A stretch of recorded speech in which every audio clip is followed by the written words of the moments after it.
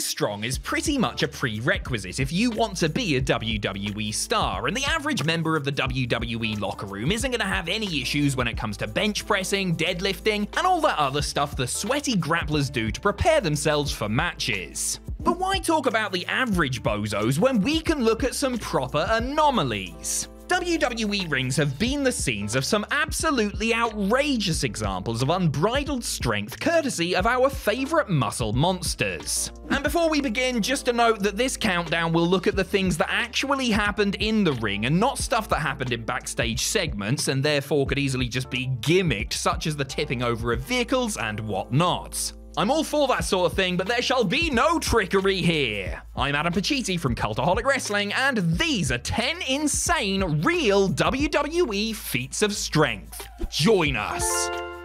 Number 10, all aboard the Lex Express. WWE didn't do things half-cocked when it came to pushing Lex Luger as their new red, white, and blue savior in the summer of '93. Having previously portrayed a narcissistic heel, the total package emerged as the all-American hero on July 4th when he stormed the USS Intrepid via helicopter and attempted to do what others, including some of his fellow WWE stars, had failed to do and slam the mighty Yokozuna.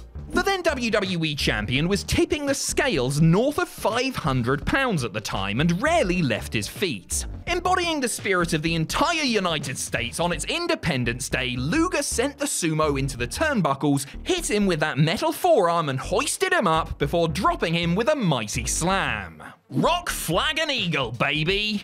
Now obviously Lex knew his way around the weight room and had the muscles to show for it, but credit must go to Yoko for getting up for him in the first place. The super heavyweight was shockingly agile when he needed to be, though Luger still had to hold him and ensure a safe landing while also ensuring his own knees didn't explode like a goddamn fireworks parade. Number 9, Cesaro swings Khali.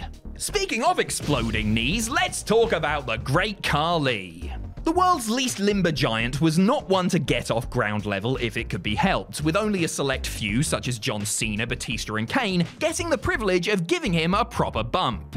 The ultra-strong Cesaro is another man who has been able to show off his power on the Punjabi Playboy, but not by hitting him with a mere slam or spinebuster.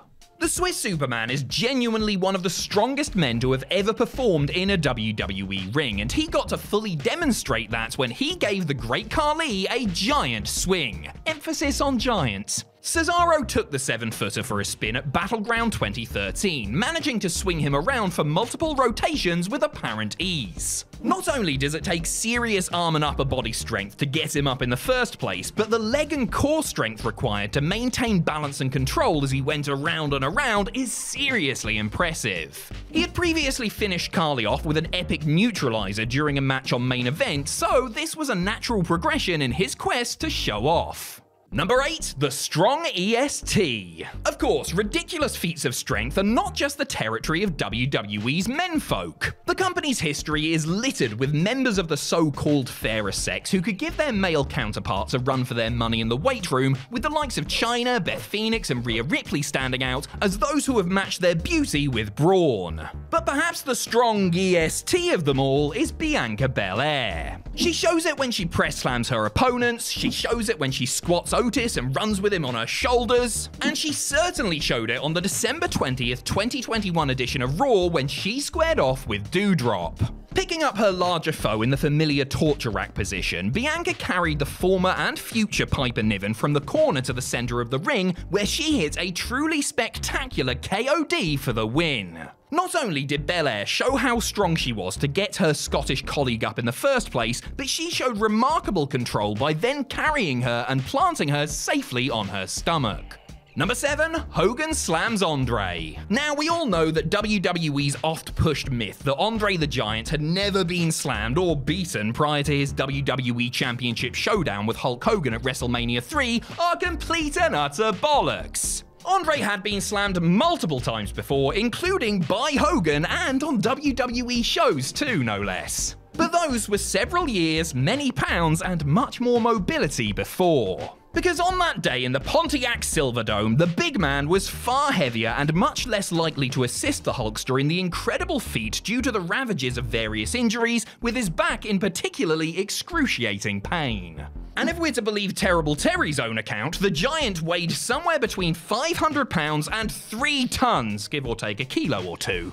The whole match built to the iconic slam, with Hogan trying and failing to get it done earlier on.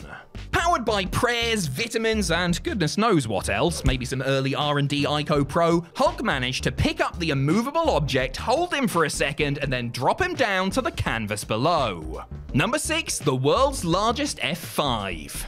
Brock Lesnar. Now there's a scary thought, eh? The next big thing is an absolute freak of nature, possessing the size, speed, strength, and just about everything else to make him the perfect sports entertainment specimen. And Lesnar is not shy about demonstrating his athletic prowess in the squared circle, especially when it comes to chucking around some of his fellow beef boys. For example, The Big Show, aka the world's beefiest beef boy, or world's largest athlete, I forget. Brock has hit his enormous rival with just about every move in his arsenal, from German and belly-to-belly suplexes to an almighty ring-exploding superplex. And he's also done him in with his finisher, the F5. Right, so Lesnar has managed to pull this off on multiple occasions with seeming ease, but that doesn't make it any less impressive. I mean, the guy is picking up 500 pounds, holding it on his shoulders, squatting it, and then throwing and spinning it through the air in one hernia-inducing motion. I struggled carrying the big shot from Tesco the other day. Makes you think, makes you cry.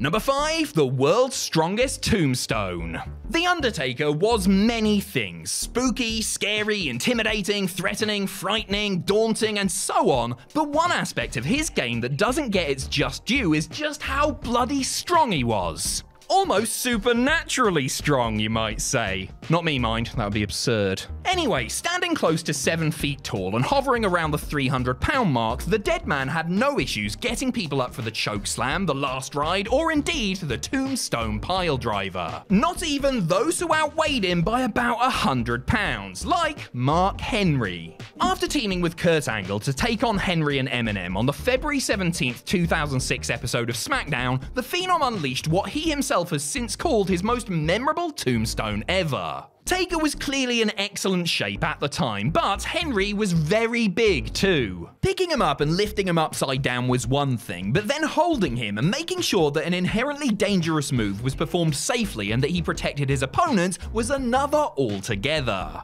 He pulled it off in style, however, and then repeated it for poops and giggles 6 weeks later on the grandest stage. Number 4, Mark Henry breaks the chain. Speaking of Mark Henry, they call him the world's strongest man for a reason. It's because he's, the strongest man in the world. And if you don't believe me, him, or WWE, then I suggest you keep those opinions to yourself, or else quickly run a mile before Henry grabs you, picks you up, presses you for 55 reps, and launches you into the sun. The Hall of Pain inductor has done countless impressive things in and out of WWE rings over the years, but perhaps the most extraordinary was when he tried to get from the outside of it to the inside. Storming out at the end of Eminem's tag team title cage match defense against Rey Mysterio and Batista on the January 6, 2006 episode of SmackDown, the former powerlifter attempted to bust his way through the steel structure. However, either the props department or the ring crew or some group of idiots messed up somewhere because the supposedly gimmicked chain didn't break away as intended,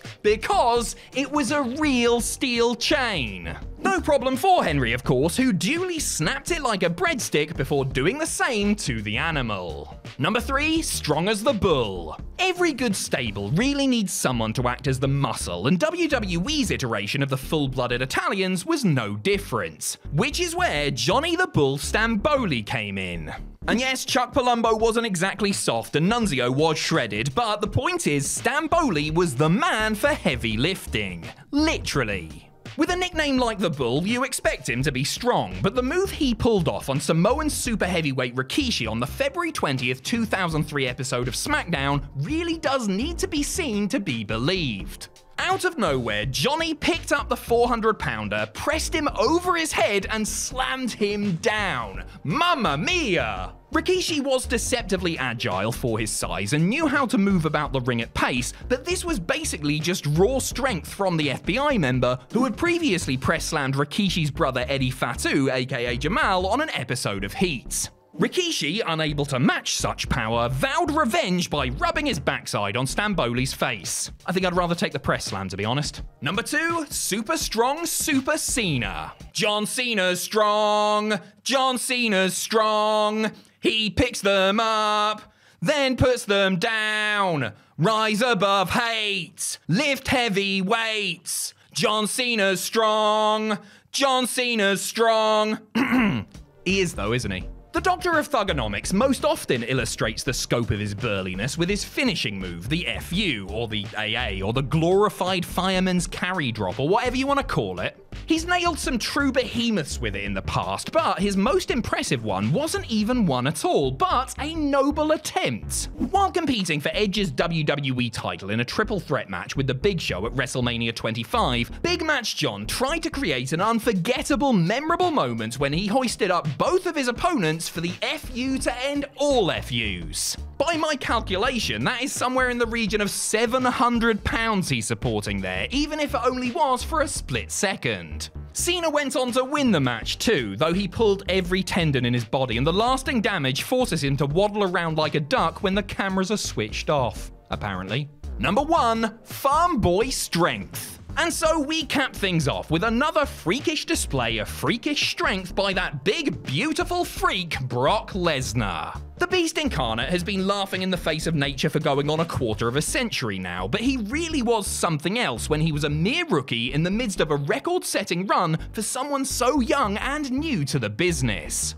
We've already established that one of his favourite hobbies was introducing the Big Show to the forces of gravity. And while the suplexes and F5s were all mightily exciting, Lesnar took things to another level while defending his WWE title against Show and Kurt Angle in the main event of Vengeance 2003. Joining an exclusive club of people who have powerbombed the world's largest athlete, or at least tried to, the next big thing not only hit the move beautifully, but added his own twist. Rather than just dumping Show's 500-pound frame out of the corner, Brock ran halfway across the ring and absolutely blasted him down. I mean, good lord, what's he gonna do next? F5 a shark?